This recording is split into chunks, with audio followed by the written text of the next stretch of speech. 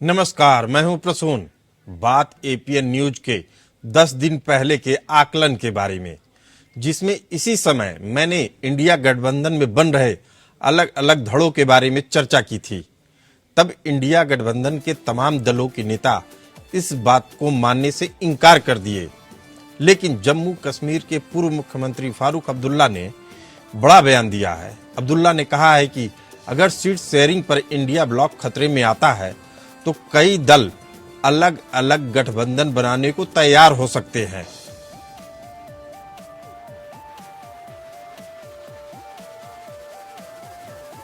नहीं होगा तो फिर इस अलायंस को खतरा है और हो सकता है कि दूसरे मिलके एक अलग गठजोड़ बनाए, जिसका मुझे जबरदस्त खतरा है। और मैं समझता हूं कि आज भी अभी भी वक्त है, इस वक्त भी। ये समझौता तो 6 महीने पहले हो जाना चाहिए था, और अगर अप्रैल में या एंड मार्च में इलेक्शन हो गए तो आपके पास वक्त क्या है? मैं आपसे कहा ना, वक्त बहुत कम है। इसीलिए मैं आपसे गुजारिश करता हूं, कपिल, मैं आपसे गुजारिश करता हूं। आप सीनियर एडवोकेट भी हैं, सीनियर इंसान भी हैं, पॉलिटिक्स में रहे हैं, मिनिस्टर रहे हैं, भारत को देखा, हर कोने से भारत को देखा है। वक्त आ गया है कि आपको अपना कदम जरा थोड़ा तेज। इंडिया गठबंधन में दिख रही दरार पर चर्चा के लिए हमारे साथ हैं नेशनल कॉन्फ्रेंस के प्रवक्ता डॉक्टर गगन भगत जी, बीजेपी प्रवक्ता राकेश पोद्दार जी और कांग्रेस प्रवक्ता गोपाल कृष्ण जी। आप सभी का स्वागत है। पहला सवाल, हमारे साथ है नेशनल कॉन्फ्रेंस के प्रवक्ता डॉक्टर गगन भगत जी। इंडिया गठबंधन में जो बिखराव दिख रहा है आपको, उसका कारण निजी स्वार्थ है या विचारधारा के कारण यह बिखराव दिख रहा है? डॉक्टर गगन भगत जी। प्रसून जी नमस्कार, और आपके सभी बच्चों का स्वागत, अभिनंदन। साथी पैनलिस्ट भी नमस्कार। प्रसून जी, मैं बात कहना चाहता हूँ कि जब लोग परिवार में सदस्य हैं, गृहस्थी होती है, एक परिवार की तरह माहौल में रहते हैं, तो वहां लड़ाइयां होती हैं। यही तो खूबसूरती है लोकतंत्र की, कि हम असहमति और सहमति बताते हैं, ये लोकतंत्र मजबूत होता है। डॉक्टर फारूक अब्दुल्ला जो है एक वरिष्ठ पॉलिटिशियन है, और उन्होंने जितने आज के नेताओं की उम्र होगी ना, राजनीतिक जीवन और सीट शेयरिंग की जो बात, मैं पॉइंट पे आना चाहूँ, मुद्दे पे आना चाहूंगा। सीट शेयरिंग की जो बात है, जल्दी करनी चाहिए। बिल्कुल डॉक्टर गगन भगत जी, आपकी बातों से ऐसा लग रहा है कि यह डिबेट इसलिए की जा रही है कि आप लोगों को कटघरे में खड़ा किया जा सके। ऐसा नहीं है।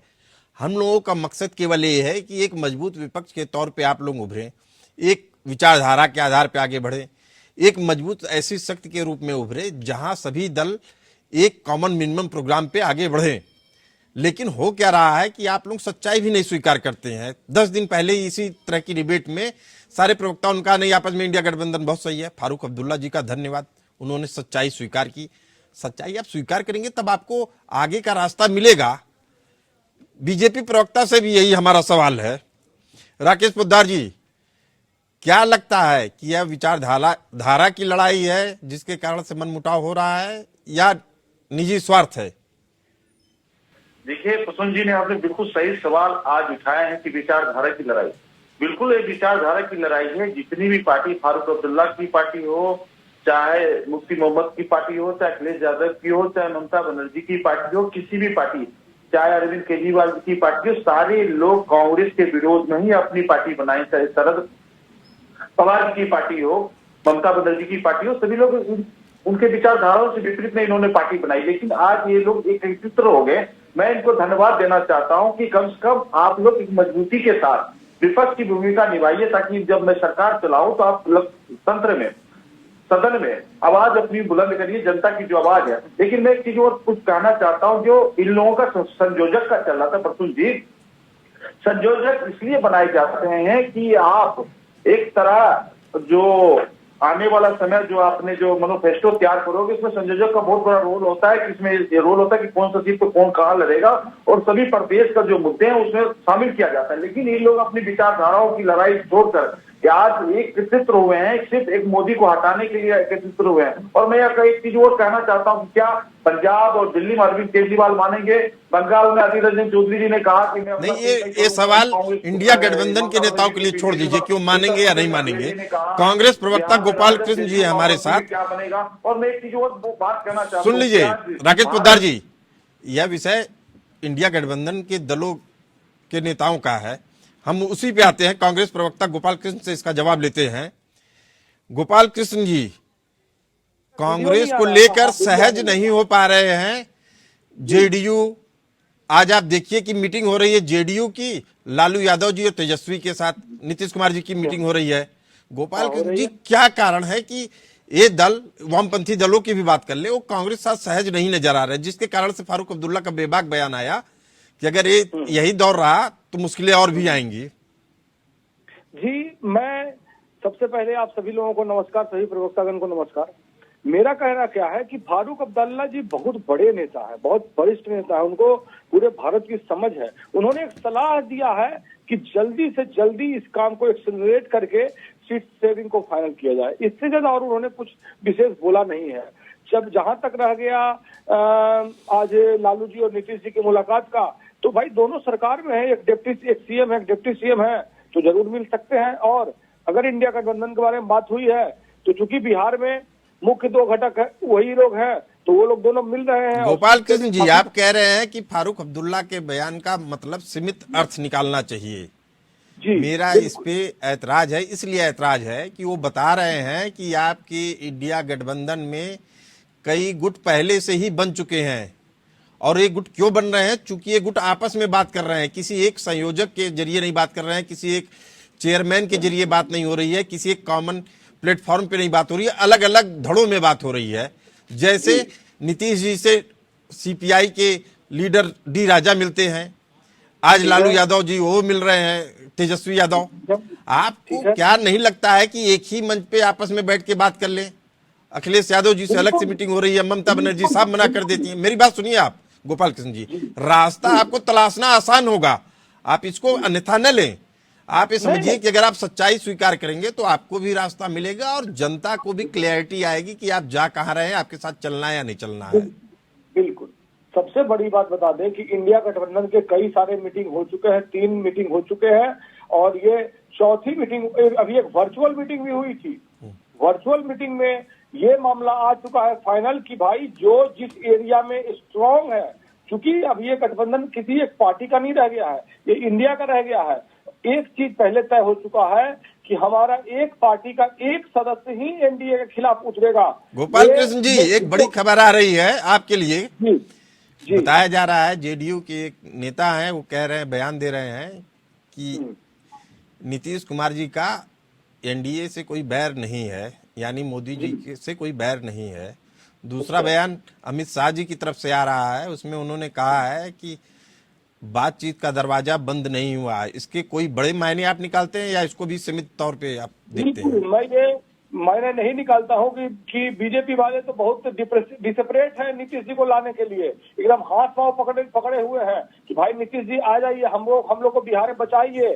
क्योंकि 72 सीट लाने के बाद भी 43 सीट वाले हमारे नीतीश कुमार ही सीएम थे, तो उस समय भी वो गुलामी कर रहे थे बिहार में। और आज भी चूंकि उनको नीतीश जी के आने से केंद्र के चुनाव में फायदा होगा, इसके लिए आज भी गुलाम बनने के लिए तैयार है। गुलाम बनने के लिए तैयार है। हमारे साथ है नेशनल कॉन्फ्रेंस के प्रवक्ता डॉक्टर गगन भगत जी। डॉक्टर गगन भगत जी, बताइए कि क्या जैसे पीडीपी ने बीजेपी के साथ समझौता कर लिया, क्या ऐसे ही नेशनल कॉन्फ्रेंस भी झुक सकती है क्या? देखिए जी, मैं बात कहना चाहता हूँ कि जो फैसले होते हैं पार्टी लीडरशिप तय करती है, वहाँ डिबेट में ये बातें तय नहीं होती कि किसको कहाँ जाना चाहिए। तो मुझे लगता है कि मैं आपसे सीधे एक लाइन में सवाल पूछ रहा हूं, क्या बीजेपी आपके लिए अछूत है या आप उसे गठबंधन कर सकते हैं? अछूत है। पॉलिटिक्स में ना कोई परमानेंट एनिमी नहीं होता, कोई दोस्त नहीं होता, कोई दुश्मन नहीं होता। लोकतंत्र है ये, कोई किसी के साथ भी जा सकता है। जब जो हिंदू महासभा थी, जनसंघ था, ये लोगों ने मुस्लिम लीग के साथ पार्टनरशिप की और सरकार बंगाल में भी बनाई, पाकिस्तान में बनाई। डॉक्टर गगन भगत जी की बेबाकी देखिए, कितने सफाई से अपनी बात रखते हैं यही बात हम गोपाल कृष्ण जी के मुंह से भी सुनना चाहते हैं। सच्चाई स्वीकार करेंगे तो आपको रास्ता मिलेगा, संवाद होगा। गोपाल कृष्ण जी, सबसे बड़ी बात है कि इंडिया गठबंधन की 4 मीटिंग अब तक हो चुकी है और 5वां जो मीटिंग होने वाला है और उसके सूत्रधार कुल मिला के कहें तो नीतीश कुमार जी हैं। हमको इसको स्वीकार करने में गुरेज नहीं है। वो और बिहार में राजद और नीतीश कुमार जी ये दोनों बड़ी पार्टियां हैं तो इनका वोट शेयरिंग और ज्यादा है, इससे सीट भी ज्यादा होगा। तो इसमें क्लियर कट है कि, लेकिन हाँ इन द सेम वे कि जैसे हम आंध्रा में मजबूत है और तेलंगाना में मजबूत है तो वहाँ कोई और पार्टी हमसे नहीं मांगेगी। तो ये अंडरस्टैंडिंग ऑलरेडी क्लियर हो चुकी है। लेकिन मैं एक लाइन साफ बोलता हूँ कि किसी भी हालत में बीजेपी में अब वो जाने वाले नहीं है। नीतीश जी ये असंभव है। अगर बीजेपी ख्याली खिचड़ी पका रहा है अभी तो आपको कुछ तस्वीरें दिखाते हैं गोपाल कृष्ण जी, ताकि आपकी भी आंख खुले। जी हाँ, दिखाइए, बीजेपी मैं देखना प्रवक्ता राकेश पोद्दार जी से कहना चाह रहा हूं कि क्या आप अपने गठबंधन में, ये जो गठबंधन है इंडिया गठबंधन तथाकथित, इसके भी कुछ दलों को ले सकते हैं या जितने पे हैं उसी पे अड़े रहेंगे, नए लोगों के लिए रास्ता बंद है? देखिए, ये लोकतंत्र की खुशखबरी है कि सभी लोग मिलकर भारत का विकास में लगे, प्रदेश के विकास में लगे और भारत को विश्व गुरु बनाना है। तो सभी लोग का योगदान चाहिए, 140 करोड़ जनता का आशीर्वाद चाहिए और मीडिया के साथी का भी आशीर्वाद चाहिए। रहा लोकतंत्र में आना और जाना, हम लोगों ने कहा नीतीश जी के लिए दरवाजा बंद है और अगर समय आएगा, अगर विकास के नाम पर वो लोग आएंगे, माननीय प्रधानमंत्री जी के नेतृत्व में काम करना चाहते हैं, कौन किसको रोक सकता है? कोई नहीं रोक सकता है भारत को विश्व गुरु बनाना। मैं दूसरी बात कर रहा हूँ कि आज भारत के अंदर, हमारे देश के अंदर आज जो चल रहा है, धार्मिक कार्यक्रम चल रहा है, तो शिवपाल यादव जैसे, कांग्रेस जैसे लोग कहते हैं कि राजनीतिकरण हो रही है अयोध्या में। दूसरी बात, राहुल गांधी जी से मैं पूछना चाहता हूँ, इंडिया गठबंधन आपस में लड़ रहे हैं और राहुल गांधी जी मौज मस्ती करने के लिए कहाँ से भारत तोड़ो यात्रा के साथ चल दिए हैं, एक मोहब्बत की दुकान हो रही है। क्या दिखाना चाहते हो? देश को किस आईने में लाना चाहते हो? अगर आप इंडिया गठबंधन, राकेश पोद्दार जी जवाब सुन लीजिए, गोपाल कृष्ण जी जवाब दे रहे हैं आपके। आज राम रहीम बलात्कारी को पेरोल दे दिया गया है 50 दिन के लिए। गोपाल कृष्ण जी, अगर पेरोल दिया गया है तो अदालत ने दिया है, इसमें बीजेपी क्या करेगी? हमेशा हर 6 महीने पे 2-3 महीने का पेरोल, ये कानून के अगेंस्ट हो रहा है। आप न्यायालय पे सवाल खड़ा कर रहे हैं। कंटेम्प्ट ऑफ कोर्ट के शिकार न हो जाइए आप गोपाल कृष्ण जी। आप ये सवाल बीजेपी पे नहीं उठा रहे हैं, आप ये सवाल जुडिशियल सिस्टम पे उठा रहे हैं। बीजेपी की मिली भगत है, बीजेपी की मिली मतलब आप कह रहे हैं कि बीजेपी की इशारे पे न्यायपालिका काम कर रही है। गुजरात हाई कोर्ट से बिल्किश बानो को, आप मुझे गोपाल कृष्ण जी बताइए कि आप क्या कह रहे हैं कि बीजेपी की इशारे पे न्यायपालिका काम कर रही है? जी इस हद तक में, कुछ हद तक तो जरूर मैं कहूंगा, कुछ हद तक तो जरूर। अभी बिल्किस बानो, ये बहुत गंभीर विषय है, आपसे फिर बोल रहा हूँ। आप अपनी बात पे अड़े रहे तो हो सकता है मुश्किलें झेलनी पड़ेंगी आपको। फिर कह रहा हूँ, क्या बीजेपी के इशारे पे न्यायपालिका काम कर रही है? कुछ तो हो ही रहा है, कुछ हद तक तो हो ही रहा है, मैं इससे इनकार नहीं कर सकता हूँ। आपकी ये आशंका है या आपको कोई सूत्र बता रहा है? आशंका है, कुछ भी है, आशंका है। हाँ, अभी आपको आशंका हो सकती है, लेकिन ऐसी बातें करना, न्यायालय को चुनौती देना उचित नहीं होगा इस फोरम पे। आइए सुनते हैं जम्मू कश्मीर के पूर्व मुख्यमंत्री और नेशनल कॉन्फ्रेंस नेता फारूक अब्दुल्ला की रामधुन को। मेरे राम,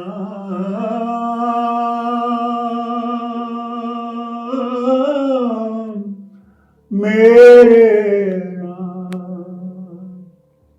मेरे राम, मेरे राम, मेरे राम, मेरे राम, मेरे राम, मेरे राम, किस गली गयो मेरा राम, किस गली गयो मेरा राम, आंगन मोरा, आंगन मोरा, आंगन मोरा, सुना सुना आंगन मेरा, सुना सुना मेरे राम, कित गली गयो मेरे राम। बेहद ही सुंदर तस्वीर। कांग्रेस प्रवक्ता के लिए एक बड़ा सवाल। गोपाल कृष्ण जी, इस गाने का कोई राजनीतिक संदर्भ आप देखते हैं या नहीं देखते हैं? नहीं, ये बस त्याग की भावना है और उन्होंने अपनी एक गाना और संगीत के माध्यम से एक अपना आस्था व्यक्त किया है। तो इसको मैं किसी भी हालत में कपिल सिब्बल जी इंटरव्यू ले रहे थे फारूक अब्दुल्ला साहब का। फारूक अब्दुल्ला साहब ने कहा राम सबके हैं, एक बपौती नहीं है बीजेपी की, जी, और वो दिल से गाते हैं। कितना सुंदर दृश्य है, लेकिन आपके नेता इस दृश्य, ऐसे ही दृश्य को प्रस्तुत करने से बच रहे हैं। कारण क्या है? राहुल गांधी की बात कर रहा हूं मैं। कोई बच नहीं रहा है। अभी अगर आप राहुल गांधी जी की, माननीय राहुल गांधी जी की बात कर रहे हैं, सिर्फ 2 महीना पहले बालाजी टेम्पल गए थे, उन्होंने वहां कोई फोटो शूटिंग नहीं किया था। वो 2 महीने पहले केदारनाथ गए थे और 6-8 महीने पहले शायद वैष्णो देवी गए थे, उन्होंने कोई फोटो शूटिंग नहीं किया था। वो धर्म को राजनीति में नहीं लाते हैं, इतना हल्का नहीं है सनातन धर्म जितना हल्का आपने अयोध्या बना रखा है कि राम जी की फोटो इतनी सी। और अब इसका जवाब सुन लीजिए राकेश पोद्दार जी से। राकेश पोद्दार जी, अयोध्या में मैं चैलेंज करता हूं प्रसून जी, अयोध्या में जाकर आप फोटो देखिए तो दीवारों पर लगे हुए हैं। और मोदी जी का फोटो 8 फीट और 10 फीट का, और राम का फोटो। गोपाल कृष्ण जी जरा जवाब तो सुन लीजिए राकेश पोद्दार जी से, फिर आपके पास आते हैं। विडंबना है, फिर आपके पास आते हैं राकेश। नहीं कर सकता है धर्म का व्यापारी और लुटेरा। अरे सुन लीजिए भाई, आप राकेश पोद्दार जी की बात सुन लीजिए, फिर आइए।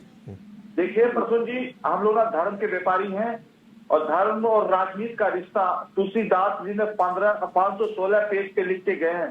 धर्म और राजनीति का रिश्ता पति और पत्नी का, जिस तरह राम और सीता हमारी आराधना है, भगवान है, उसी तरह धर्म और राजनीति एक दोनों पति और पत्नी का रिश्ता है। अगर इनको नहीं पता है, तुलसीदास जी के 516 पेज पे जाके, रामायण के 516 पेज पे जाके पढ़ लें। और सुन लीजिए गोपाल जी, सुनिए आराम से, मत कीजिए और सुन लीजिए, आप इस बात को कर रहे हैं। अरे बात सुन लीजिए, फिर आपके पास ही आएंगे। अरे गोपाल जी बोलने दीजिए। आपने कहा राम की हर आदमी की जरूरत है, मरने जन्म लेने से पहले भी राम, मरने के बाद भी राम। राम राम सत्य है, सबको ही गत है, लेकिन राम की सबकी जरूरत है। मैं नहीं कह रहा राम सबकी जरूरत है, लेकिन गोपाल कृष्ण जी मैं आपको बता देना चाहता हूँ, अगर नैया सनातन के नाम पर नैया पार करना चाहते हैं, अरविंद केजरीवाल जी आज करते हनुमान चालीसा पढ़ना चाहिए, सुंदर पाठ पढ़ना चाहिए, क्यों नहीं पढ़ना चाहिए? पढ़ना चाहिए, पढ़ना चाहिए। गोपाल कृष्ण जी, राकेश पोद्दार जी कह रहे हैं कि राजनीति में अगर धर्म नहीं होगा तो क्या होगा? राजनीति में अगर धर्म का, ये खुद अभी गलत बोल दिए। इन्होंने बोला माता सीता का नाम लिया,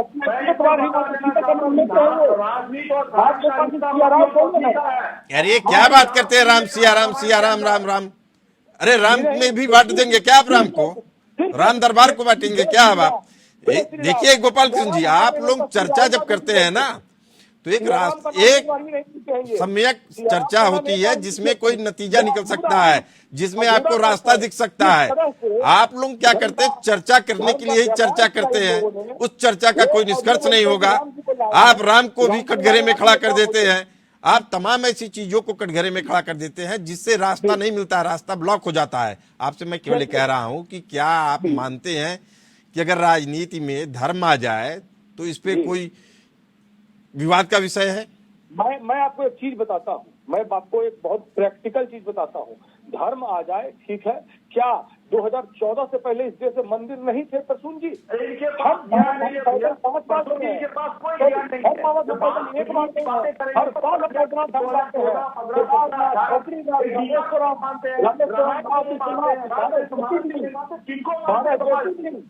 लेकिन क्या गोपाल जी और राकेश पोद्दार जी, आप दोनों लोगों से निवेदन है कि इस तरह से एक दूसरे की बात में मत काटिए। जहां एक आदमी बोल रहा है तो उसकी बात सुनिए। मीडिया में इसको कहते हैं मुर्गा लड़ाना।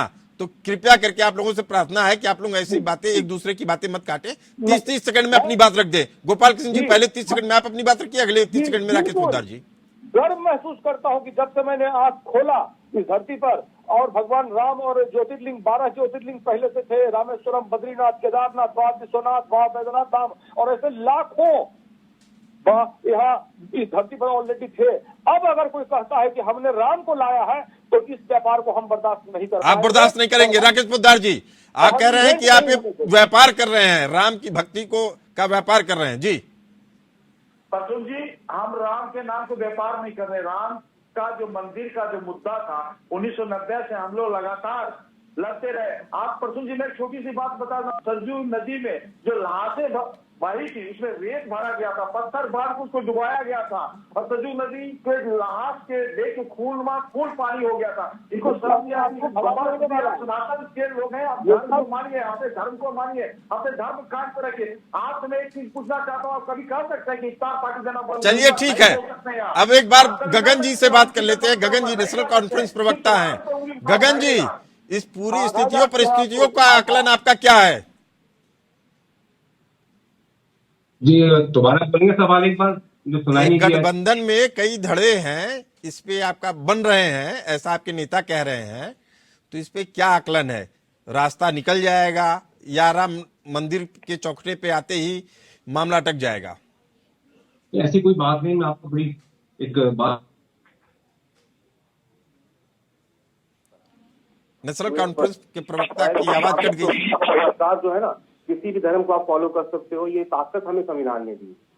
तो कौन किस धर्म को फॉलो कर रहा है, किस भगवान को मान रहा है, नहीं मान रहा, ये मुझे लगता है कि हमें कटाक्ष करने की आवश्यकता ही नहीं है, बिल्कुल। और हाँ, एक बात कहना चाहूंगा, आज मंच मिला है मुझे कि राजनीति और धर्म को जोड़ना नहीं चाहिए, बिल्कुल जोड़ना नहीं चाहिए। कारण ये होता, कभी धर्म गलत नहीं होता और राजनीति तभी अच्छी होती है जब आम मानस को इंसाफ मिले। आपने अंतिम बात जो कही कि राजनीति तभी अच्छी होती है जब आम जनमानस को जोड़ सके, लेकिन उसके आगे एक बात मैं और जोड़ना चाहता हूं, उसका चित्त भी जोड़ा जा सके। अगर धार्मिक चित्त जुड़ेगा तो पूरे संसार का विश्व कुटुंबकम वाली स्थिति आएगी, नहीं तो व्यापार ही होगा जिसकी बात हो रही थी। फिलहाल इस डिबेट शो में इतना ही। इस खास चर्चा से साफ है, इंडिया गठबंधन में सीटों को बंटवारों को लेकर कई धड़े बन चुके हैं, जो चुनाव से पहले और चुनाव के बाद भी इस गठबंधन के लिए मुश्किलें बढ़ाने का ही काम करेंगे। तो हमें दीजिए इजाजत, देखते रहिए एपीएन न्यूज।